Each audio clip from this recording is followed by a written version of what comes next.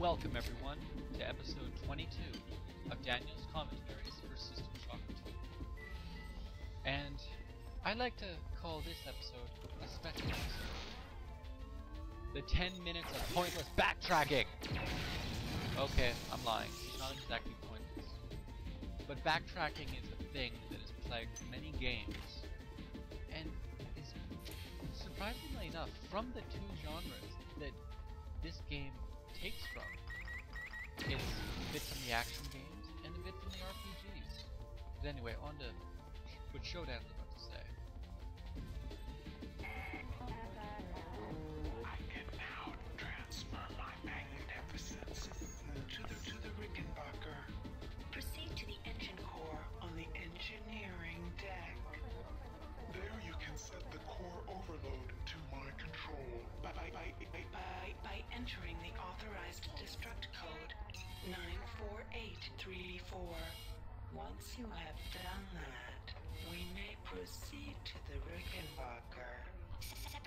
Separate the two ships and exterminate this infestation. The strange thing about that room is that monitor thing I click on to get Shodan to talk to me is rather confusing because it says password required, login, when all I do is click it with I touch it with my character's hand. So how is that logging in? But maybe they just didn't want to make a new computer screen for it. Anyway, time to go crystal on this guy. Perfect. Anyway, yeah, this is going to be a horrible episode because I think the first 7 minutes of it are going to be backtracking. But no, do not skip ahead.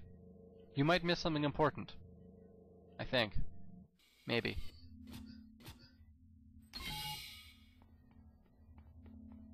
Anyway, now to engineering deck.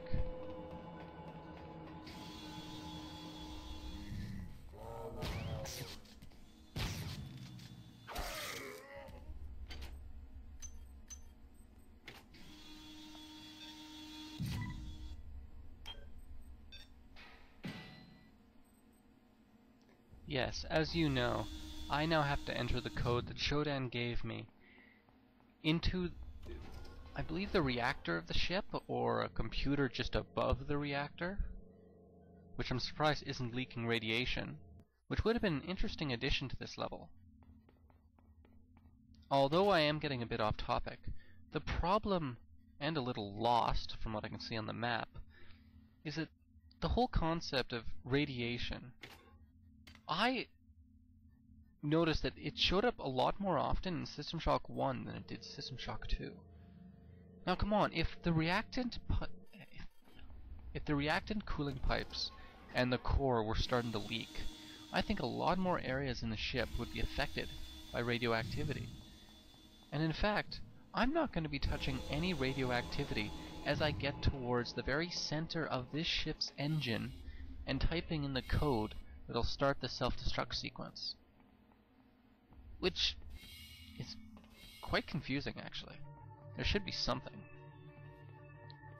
I mean, I now officially know that the only bit of radiation we're gonna see in the rest of the game is in a bit of the body of many.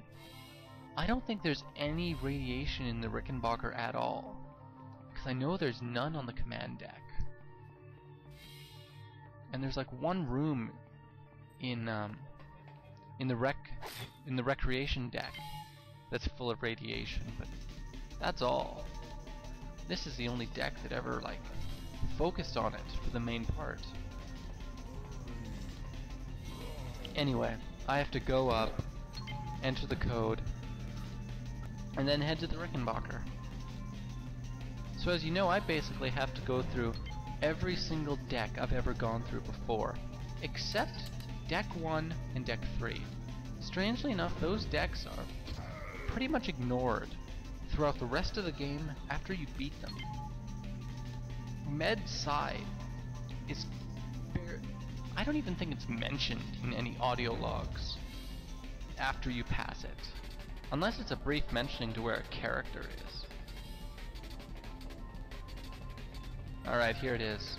Completely unguarded and without radiation. You kind of think they'd put a device this bad for the ship, you know, the self-destruct, in such an easy to access place. I can now transfer my magnificence to the Rickenbacker. Proceed to the engine core on the engineering deck. I can now transfer my magnificence to the Yeah, sorry about me replaying the audio logs. I just couldn't remember what the code was. And see, look, password required. Log in? I didn't do anything except touch the screen, and it worked. Maybe Shodan hacked it or something, but if she could hack the computer screen, then she probably wouldn't even need me to do all that. Return to the command deck. Locate the umbilical and evacuate to the Rickenbacker.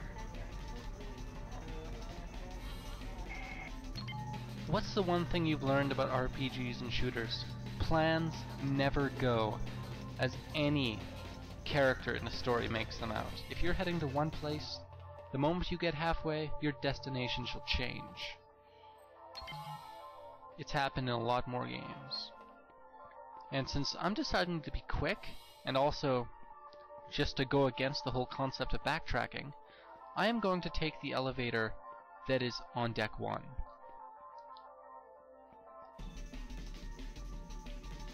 Because frankly, it's a close elevator. And you're never ever going to be back to these floors from this point onward. The backtracking, people, is done. The moment we get back up into the command deck, you will never be back in the Rickenbacker. And back in the Von Braun, sorry.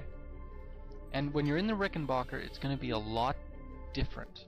That's a military ship, and was designed rather poorly in comparison to the rest of the ship.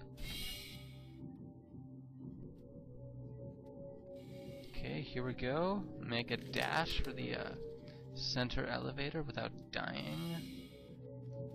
Don't waste ammunition. Click on the elevator. Get up. I heard a monkey. Ignore the monkey. Keep running. Okay, elevator's got me up. Good. Yeah, sorry about that.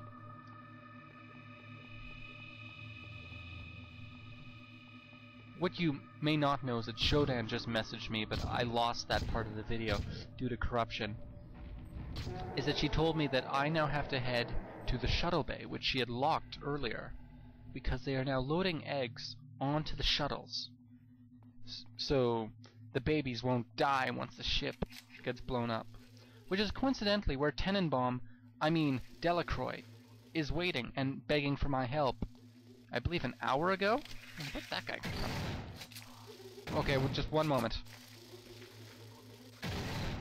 Good.